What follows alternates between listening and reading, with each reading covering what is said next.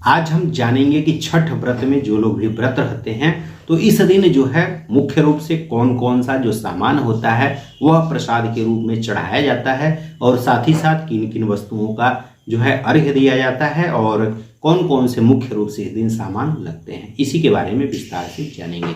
नमस्कार, मैं पंडित राजकुमार दुबे आप सभी का आपके चैनल में स्वागत करता हूं।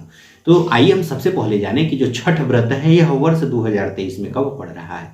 तो छठ व्रत बिहार में मुख्य रूप से 4 दिनों तक रहा जाता है। तो इसमें जैसे नहाए खाए होता है, खरना होता है, सूर्यास्त के अर्घ्य वाले दिन व्रत होता है और अगला जो चौथे दिन जो है सुबह का अर्घ्य वाला होता है। तो सबके बारे में हमने विस्तार से बनाया हुआ है, इसे आप चैनल पे जा करके देख सकते हैं। वैसे जो केवल एक दिन व्रत रहते हैं वह जो है 19 नवंबर 2023 अर्थात रविवार को व्रत रहेंगे और 20 नवंबर को सुबह के समय अर्घ्य देंगे। अब आइए जाने कि इस दिन जो है जो पूजन का सामान होता है या कौन कौन से सामान इस दिन लगते हैं और कौन कौन से सामान इस दिन अर्घ्य में लगते हैं, इन्हीं के बारे में जानेंगे। तो इस दिन जो लोग भी व्रत रहते हैं, व्रत में इस दिन मुख्य रूप से जो है बांस का जो है सूपा, आप लोगों को जैसे सुटेली जिसको कहते हैं, तो बांस की बने हुए सूप लगते हैं। इसके अलावा बांस की जो है टोकरी या बांस की टोकरी नहीं है तो फिर जो है जैसे घर पे दौरी होता है तो दौरी भी ले सकते हैं, तो दौरी लगता है, बांस का सूपा लगता है। इसके अलावा जो है बांस का सूपा नहीं है तो पीतल का जो सूपा होता है, जैसे एल्युमिनियम का सूपा आप न लीजिएगा, या तो बांस का सूपा ले लीजिए या नहीं तो जो है पीतल का सूपा लीजिए। भगवान सूर्य को जो है पीतल पसंद है तो एल्युमिनियम न लीजिए, तो पीतल का सूपा ले सकते हैं, तो पीतल का सूप लगता है। इसके अलावा थाली लगेगा, गिलास लगेगा और चूंकि अर्घ्य जो है दूध का दिया जाता है, जल का दिया जाता है, तो जो है दूध भी लगेगा और जल भी लगेगा। तो दूध चूंकि मुख्य रूप से दूध आप अवश्य रखिए क्योंकि उसी से अर्घ्य दिया जाता है, जल से और दूध से अर्घ्य दिया जाता है, बारी बारी से दोनों का अर्घ्य देना चाहिए। तो दूध रखिए, गिलास रखिए और साथ ही साथ जो है जैसे पूजन के सामान में चावल लगेगा, सिंदूर लगेगा, कुमकुम लगेगा, जैसे सिंदूर में भी लाल सिंदूर हो, और दीपक वहां पर जलाने के लिए और जो भी आपकी वेदी है उसके अनुसार उसको सजाने के लिए भी दीपक से थोड़ा चारों तरफ जल जाता है तो अच्छा लगता है। तो दीपक को सजाने के लिए उसके अनुरूप आप दीपक ले लीजिए। घाट पे भी दोनों टाइम जलाया जाता है, जहां पर आप अर्घ्य देते हैं उसके पास भी जल के निकट भी दीपक जलाइए और अगरबत्ती जो है दोनों टाइम, तो अगरबत्ती भी लगेगा, दीपक भी लगेगा और आरती भी जो है दिखाई जाती है तो कपूर भी लगेगा। तो कपूर लीजिए और आरती दिखाने के लिए जो भी आप रख सकते हैं उसको आप रखिए, कपूर जलाने वाला, या फिर जो है दीपक में ही आप जला सकते हैं, दिया अगर एक्स्ट्रा है तो यह लगता है। इसके अलावा जो है नारियल लगेगा, खड़ा नारियल जो सूखा वाला होता है उसे वही मुख्य रूप से लोग लेते हैं, तो सूखा वाला नारियल ले लीजिए जिसमें नारियल में पानी हो, जैसे पूरा सूखा नहीं हो, जिसमें पानी हो वह वाला, उसे आप उस नारियल को ले लीजिए, नारियल लगता है। इसके अलावा जो हल्दी होता है हरा पत्ता वाला, हरी वाली हल्दी लगेगी, गांठ वाली।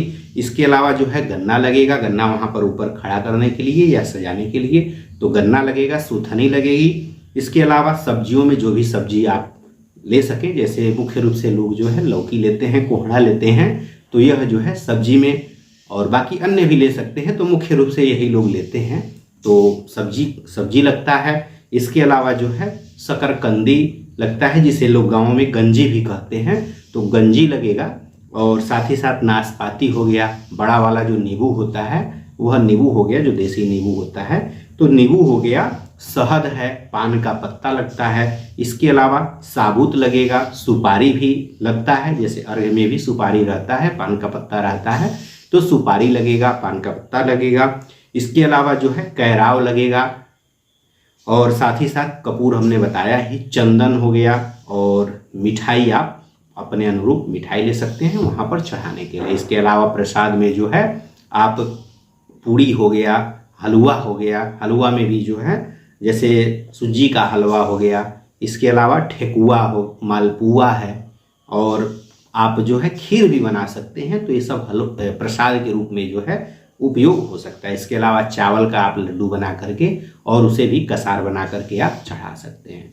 तो यह जो है मुख्य सामान थे जो इस दिन लगते हैं, और बाकी फल में जो है आप जो भी एकत्रित हो सके उन सभी फलों को आप चढ़ा सकते हैं। तो फल में जो भी एकत्रित हो सके उन्हें आप चढ़ा सकते हैं। इसके अलावा और जो जैसे सब्जी होता है तो सब्जी में भी जो एकत्रित हो सके उसे आप चढ़ाइए। तो फल हो गया, सब्जी हो गया, और जो हमने यह मुख्य सामान बताए इन सामान को एकत्रित कर लीजिए और इस दिन जो है आप चढ़ा सकते हैं। तो प्रसाद का जो भी मतलब ये सामान था उसमें से एक एक जो है आप अर्घ्य जो है, अर्घ्य वाला जो सूपा हमने बताया उसमें आप लेकर के, चाहे प्लास्टिक का सूपा न लीजिएगा, या तो जो है वह आप हमने बताया जैसे पीतल का ले लीजिएगा, नहीं तो जो है बांस का ही सूपा ले लीजिएगा, तो उसी में दीजिएगा। एल्युमिनियम हो गया चाहे प्लास्टिक हो गया, इन सब सूपों में आप अर्घ्य न दीजिएगा।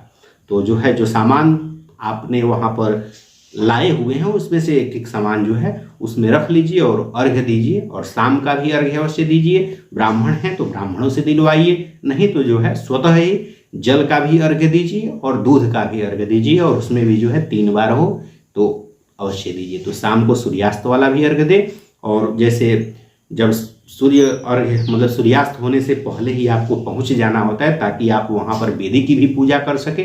और वेदी पर जो है जैसे लोग छठी मैया कहते हैं, तो वहां पर स्कंद षष्ठी का ध्यान करते हुए, या फिर जैसे जो कात्यायनी देवी होती हैं उन्हीं की पूजा होती है तो उन्हीं का ध्यान करते हुए पूजा करनी चाहिए। तो छठी माता कहिए ठीक है, लेकिन जो है माँ कात्यायनी का ध्यान करते हुए भी पूजा करनी चाहिए। तो माँ कात्यायनी की ही पूजा होती है जिसे लोग छठी मैया कहते हैं।